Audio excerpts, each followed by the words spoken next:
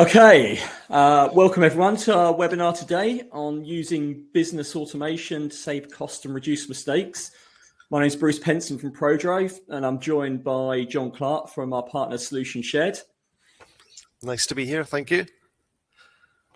So just a little bit of admin on the webinar. I'm going to do a brief introduction, then hand over to John. If you do have any questions, please put them in the chat. And we'll take questions all the way through the webinar. And if there's anything in particular you'd like to see, please put that in the chat as well, and we'll see what we can do on that. There will be some more time for questions at the end, and we're aiming for the webinar to be about 20 minutes long, thereabouts. So short and sweet, hopefully. So just a kind of bit of an intro here as to why we're talking about this subject today. So business automation is becoming more and more critical for businesses. So there's becoming a lot of interest in automation software, and our focus today is primarily going to be on the Microsoft suite, which is known as the Power Platform, which John will talk more about in a minute. Some of the reasons that business automation is coming more into focus. So a lot of businesses, particularly professional services businesses, facing more pressure on margins. So our costs are obviously increasing across the board, same in the IT sector as well. And that can be things from, wage inflation, utilities. And of course, cybersecurity costs are going up. It's something that we didn't previously have to pay for to the same sort of scale that we do now. Expectations from clients. So people are now used to, in their personal lives, having everything on demand on a phone or tablet, doing stuff through apps. People aren't prepared to wait for things as long now. So automating is definitely a way of dealing with some of those very escalating expectations. Hiring is becoming more difficult. There's obviously less people looking for work now. I know particularly in the accountancy sector, that's a challenge right now, an area that we do quite a lot of work. And then there's this need to scale as well. So going back to hiring, it takes time. Changing business systems takes time. And when you have potential for new work coming online, you want to be able to say yes and to be able to take on those projects or whatever it might be quickly. So having business workflow automated is a good way of scaling up quickly. Some of the benefits, cost saving, obvious benefit. If you can automate stuff and you don't need people to do that work, there's definite opportunity to save costs there, and it's a fairly easy return on investment calculation when using business automation software. It also can do some of those really mundane, boring admin tasks that your people don't like doing as well. And so, there's this conception that automating is putting people out of work. It's probably actually just doing the stuff that people don't really enjoy doing, so they can do more productive tasks that, hopefully do more for your business. Human error. I'm not saying that automation doesn't make errors. We all know IT can go wrong at times, but there is the potential to reduce human error, particularly when doing tasks at scale. And automation can do things quicker as well, obviously. And I mentioned scalability, but the final thing I just wanted to say is when you're automating things, you can get insights into those tasks that you might not get if a person was doing them. So automation technology, it does record what it's doing. It keeps log files, and you can see in hindsight maybe where things are happening in your business that you might not have seen otherwise. So with that in mind, I'm going to hand over now to John. So do feel free to put in questions in the chat, as I said. I'm going to disappear off the screen so you can see John's slides. John, it's over to you. Right. Okay, so just to set the scene, I would talk about some general principles of automation. Bruce introduced it to start with. We want to automate to drive efficiency and consistency. Now, efficiency obviously is going to be you can do something quicker. You don't have to spend a lot of time doing preparation. It could just be you press a button, something happens. On the side of consistency, you have consistent processes. You have everyone uses the same document template to generate jobs or quotes, etc. And also one thing about the consistency is you don't have to go back and fix problems, do rework, because everyone has followed the same process. So ultimately, when you can do things quicker, do them consistently and correctly the first time, that obviously leads to an increase in productivity. For my mind, the place to start any automation is actually to start with your data. You need to get your data essentially corralled into a number of systems. Now, in the world I come from, we do a lot of Microsoft Power Apps, Microsoft Dynamics CRM, things in the Microsoft Power Platform, but it doesn't have to be Microsoft, but that's the area where I work. But, within a business, you might have maybe a Power App. Obviously, you might have a finance system. Maybe you've got a marketing system. But you want to kind of get your data consolidated into a smaller number of systems, not have a finance system, a system for this, and 30 odd spreadsheets. Because once you've got a lot, particularly with spreadsheets, trying to keep things consistent across them all becomes a nightmare. One key thing I would say is where you're bringing data into the system, you want to really capture it as source and once only. I'll come back to that in a minute, so that you bring it in, and ideally that whatever you've captured, whatever information, it goes into all of your systems, or maybe it's mastered in one and pushed into the other. And then really for me, the automations they're around your data. So, you've got your data in a place, and what's driving your automations are down below here are changes in data, or you need to do a thing and you pick up the data from it. So when you look at where you can automate, I've tagged it as locations here, really within a system. So that could be a CRM system, for example. It could be a Power App that just replaces a set of business critical spreadsheets. You're going to automate within that. And I've got some examples on the next slide. Or it could be between systems. I mean, a classic thing that we do for a lot of clients is, we'll have a business application, and ultimately we might push an invoice out into your finance system. That's between systems. They're still your systems because of the ones there you use. Whereas there's also then integrating with third parties. That could be partners or external vendors. We've got a client they generate a lot of information packs to go in the post.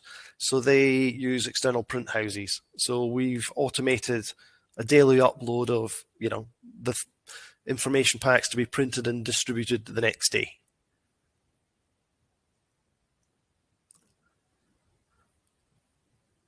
One thing is kind of a slight misconception often is that, automation, what is it? How does it happen? Is it kind of just magic? From my mind, it kind of starts with how do you start it? There's kind of three ways.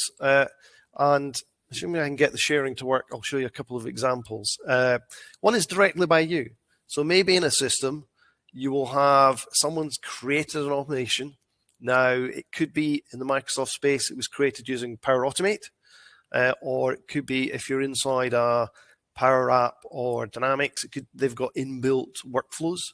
So it could be that someone's put a field in the form, a little slider. Think of it as a button.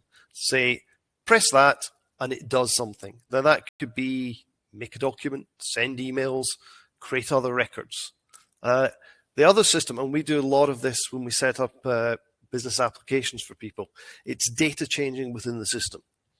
So it could be that someone not directly looking at a particular record has changed some data that has an impact on that record, and an automation, could be Power Automate or a workflow, picks that up and makes changes automatically.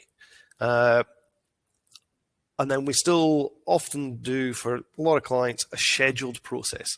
So this could be something that's run like a good old traditional batch job once a day, upload the details of the information packs to be sent, or for some clients where we do automated invoicing, we do 2 invoice runs per day, and other things, it could be every 15 minutes, depending on what it is.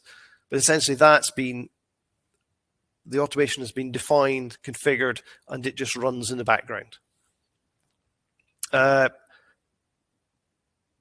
Common examples that we do time and time again are, first one, sending notifications. So in your system, whatever it is, standard things would be, a new thing has been assigned to you, a new record, because you need to take action on it.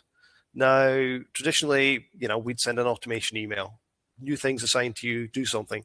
But it could also be, these days, we can have it pop up in Teams. So we call them Teams adaptive cards. You could have that popping up. You could even, depending if maybe you've got staff that are out of the office a lot, out in the field, then maybe text messages. So it could be that you've got some data in the system, a job has been assigned to them, say it's a field engineer, then you send them a text message which alerts them to go and have a look in the system, which they should be able to access via their phone or tablet out in the field. Updating or creating records. So we do a lot of this, particularly traditionally in like sales style processes, but it happens everywhere. You go through from your sales opportunity process, and maybe you send out a quote or a contract to be signed, could go via e-signature. When that comes back, that might update the opportunity to say it's been won, but also at the same time automatically create an order record and effectively move that business process forward. So the order now needs to be actioned, at which time you would probably also send a notification email. Perhaps you've got an order processing team. So the systems, by updating data, the system's moving itself down and notifying people when they need to get involved. Generating documents. This is one of the things that we do probably in about 80% of all the systems we set up. The idea is that you capture the data in the system, so you create all the fields where you need to hold the data that might be pushed into a document, and then you create the templates. Usually we use a tool that lets us make them in Microsoft Word. So essentially anything you can make in Microsoft Word, you can generate from within the system. It's kind of a very advanced mail merge. So, that could be quotes, orders, contracts, job sheets, reports, anything you can imagine. And, they can come out in Word format or in PDF. Or actually, you can even use it to generate both stylized, branded email content and attachments. So it doesn't have to be one thing you make at one time. I talked earlier about capturing your data once. Whether we regard this as an automation or not, I hope it's kind of an integration. Web forms. We all want to get feeds from our websites. Now, obviously, if it's low volume, standard ways you'll get it via an email. But as the volume comes up, it's good to have those come automatically into the system. Also, it could be partner websites. So it's not just about new leads coming in. It could be they're submitting jobs, tasks, requests. So come in as web forms. So you get that data into the system, you notify someone it's arrived, and then you can move forward. I've put on-site visit here. This is where, if you've got staff out in the field, you can give them a cut down version of what the forms you might see in a system so that they can enter data on site in an easy manner. But when they hit submit, that data goes automatically into the system the rest of you are looking at in the office. Now that can also be, they may have a phone and we can enable it to do signature blocks or barcode reading, so you can get the customer to sign and say, yes, I've received that.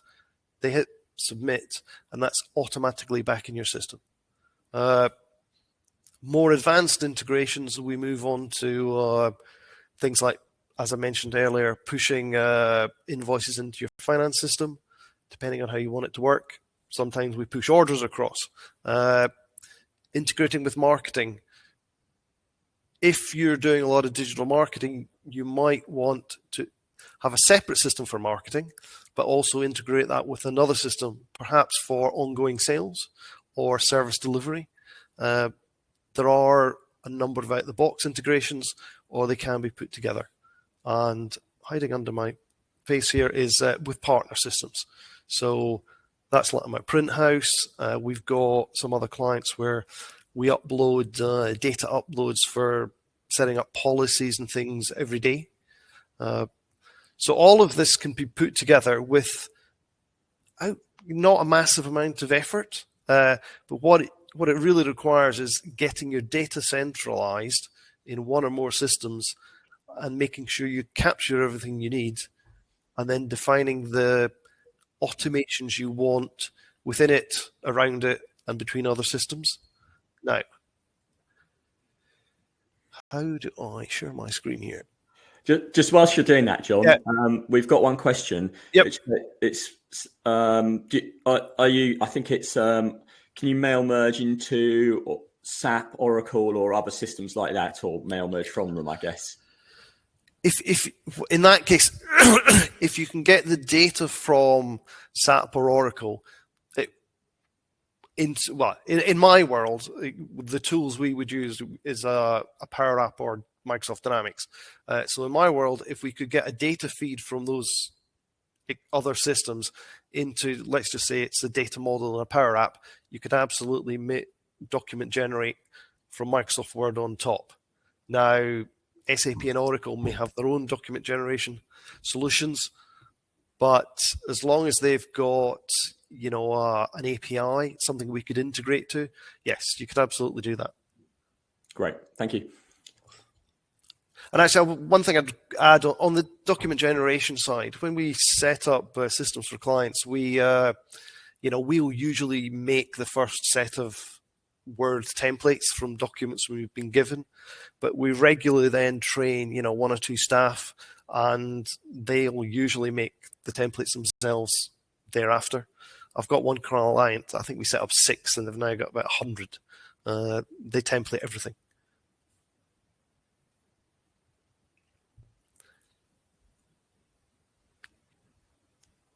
The screen share button's at the top of the screen, John. That's what I was trying to work out. Sorry. In the center, there's a little monitor. Here we go. Right, there we go. Right, okay, right. I've worked it out. Thank you very much. Right. So this is showing our own Microsoft Dynamics system. If it was a Power App system, it would actually look the same.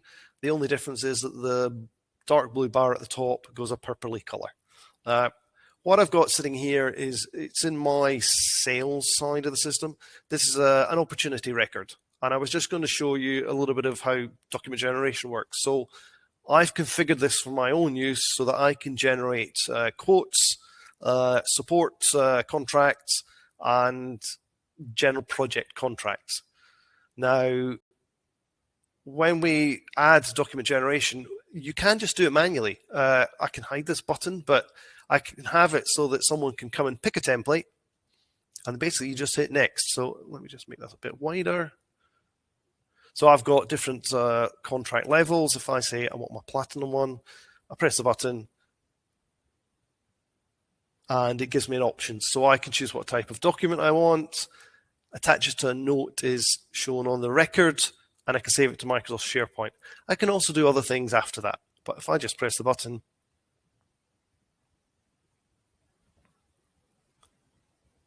so this is where, depending on what interaction you're doing, you might want to use a different style of template, and there's a bit of choice required. Then you can have them all pre-canned, and it's up to the the member of staff to choose what to do. If I pop back over to my summary over here and do a refresh, I've filtered the thing here, and here's the document I've just made. It's added in there, and it'll come down and open file. Now, we've got some clients who do very complex quotes, proposals, I guess you would class them as. So where they're doing that, they may still generate the document, so they pull on that standard information in, and they would have pre-canned templates that have got sections of data or content that they might remove. But it still means that what's being generated, it's the consistent proposal pack document that then just has extra content added to it. Now, the other way is, I mentioned you just press a button. So I've got a little send contract for signing button here. I do that, and I basically just save the record. Now, if I give it a minute or two, what I should find is back over here, if I do a quick refresh. Right, so I've got a contract, a consultancy services agreement here. At this time, it might be hard to see, but it's a PDF. The system will show me it there. It's from me to me, but it's pulled in all the data that I have inside the system to automatically populate the document. Now, if I was doing an integration with Adobe Sign, which I actually use personally, down the bottom, I've already got the Adobe Sign signature codes. So if I had enabled it to push it straight out to Adobe Sign, it would get signed, and then it would come back to this record in the system when everyone's completed it. Now, if I need to switch Bruce to, okay. Let me just swap the screen sharing.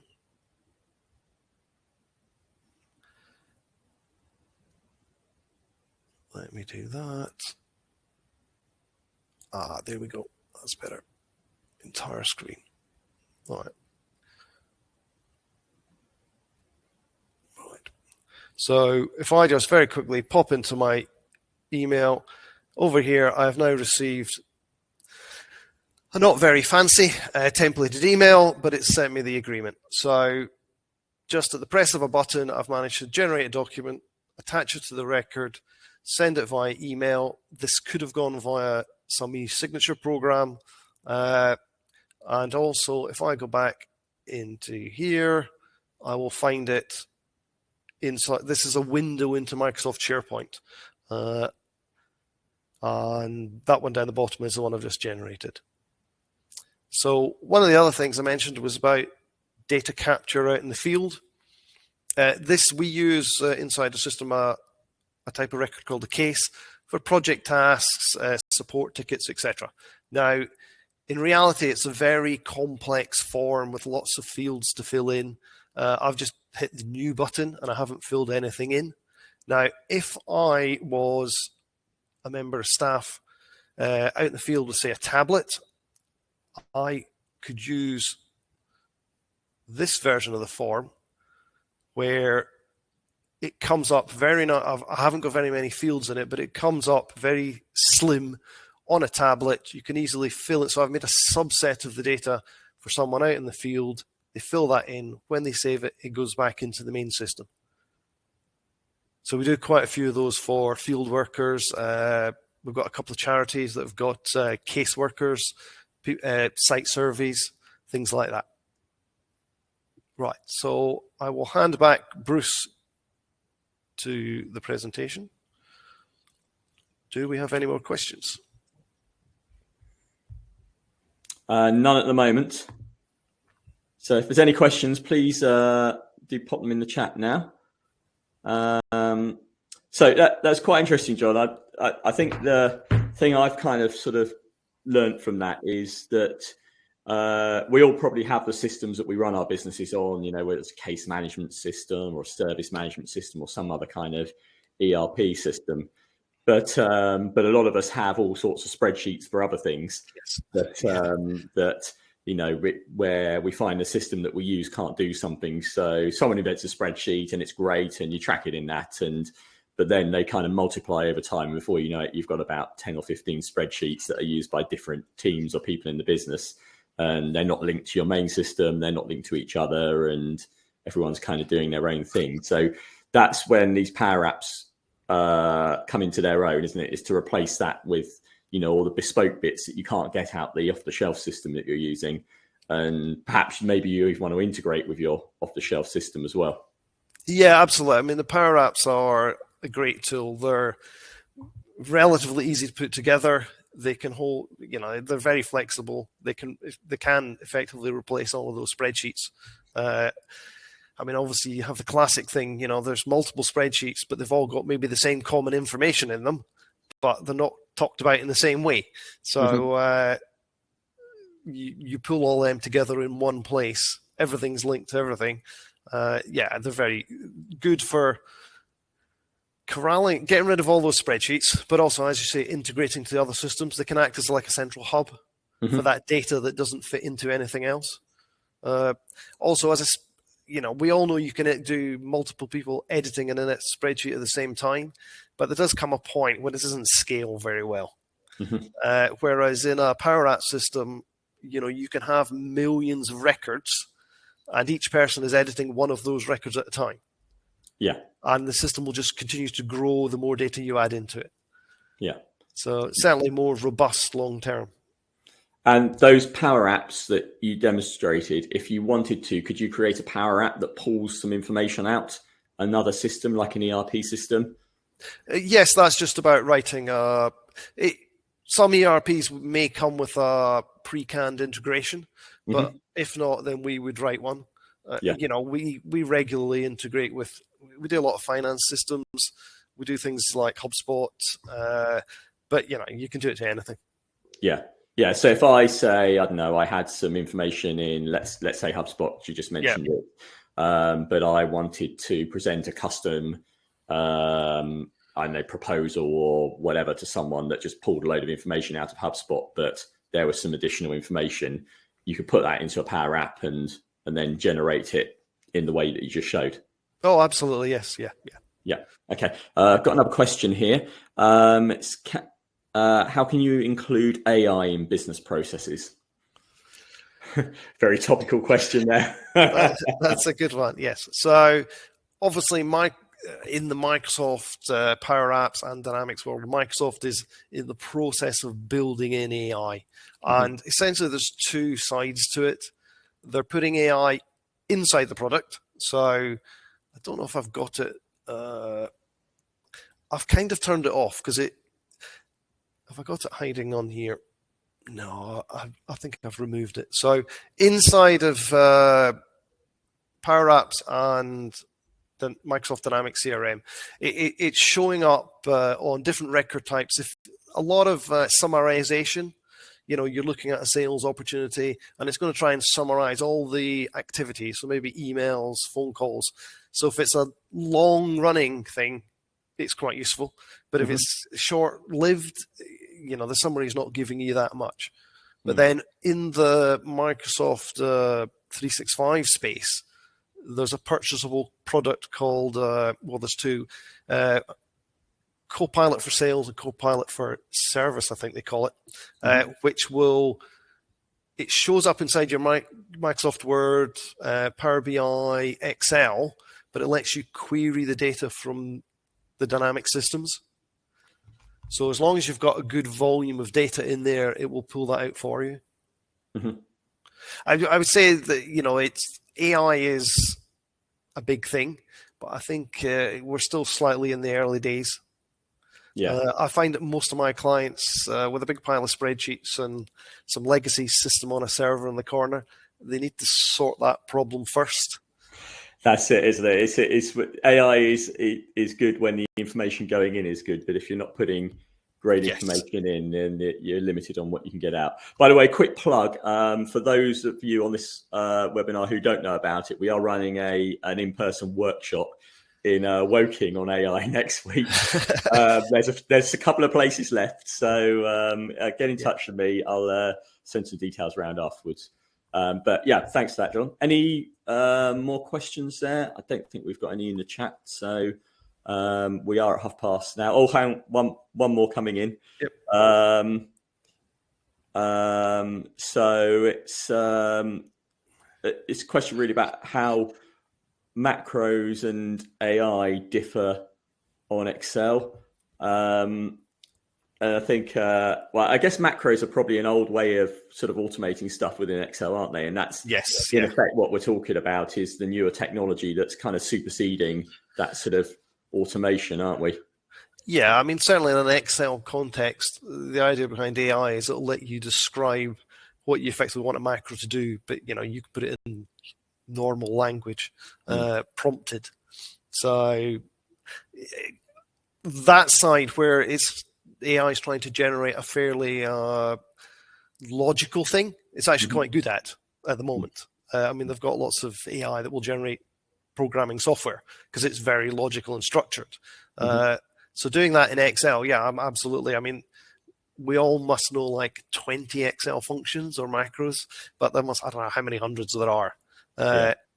It'll do that probably fairly well, as long as you can speak to it well. But over time, it's the more just write some general text and it can work out what you want. Yeah. I mean, my tip certainly for Excel at the moment is don't think Microsoft Copilot as in the Copilot for Microsoft 365 is your answer to those, to get it replacing macros right now, because it's definitely not there and lagging behind the rest of the Copilot package. But certainly by putting that in your queries into ChatGPT, it's very good at interpreting them and saving a lot of time for searching. So that's certainly a tool I use a lot. Okay, well, I think we better wrap up now. We're past past. So thank you very much, everyone, for attending. There will be a recording of this, and we'll send a link around. So if you do want to share it with colleagues or anyone else, then please do. As far as I mentioned the AI workshop that we're running, or roundtable event, so I will send some details around of that. So let me know if you're interested in that. And otherwise, please keep your eyes peeled for future webinars. We run them quite regularly. And a big thank you to John for showing us some of the things that we can do with automation. It's much appreciated. Happy to be here. Thank you very much. Thanks, everyone. Bye. Bye.